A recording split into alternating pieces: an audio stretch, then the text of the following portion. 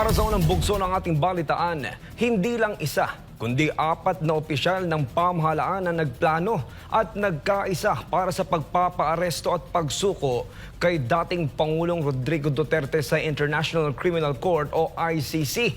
Sa katunayan, mismong opisina ni Pangulong Bongbong Marcos ang nagbigay ng eroplanong naghatid sa dating presidente patungong The Hague, Netherlands. Ang detalye mula kay Paul Montibon.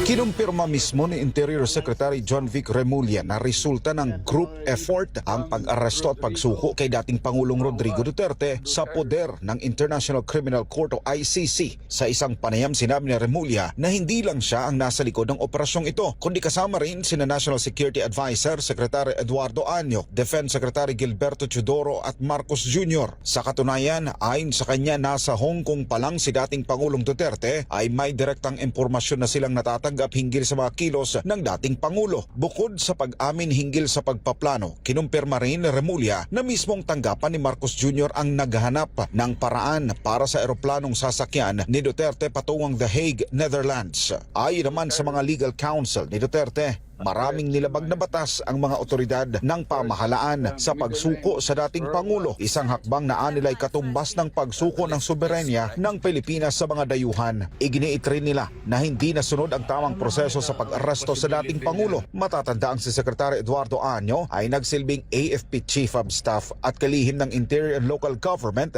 sa ilalim ng Duterte Administration, habang si Teodoro naman ay matagal nang nakikita bilang malapit sa pamilya Duterte. Pareho namang wala pang sagot o pahayag ang tanggapan ni Teodoro at Año hinggil sa nasabing issue. Kaugnay naman sa kasong isinampa laban kay dating Pangulong Duterte dahil sa programa niyang War on Drugs, kung saan sinasabing umabot daw sa 30,000 ang biktima, ay lumabas na 43 lamang ang tunay na nagrereklamo laban sa dating Pangulo. Para sa Diyos at sa Pilipinas kung mahal, nag-uulat Paul Montibon, SMNI News.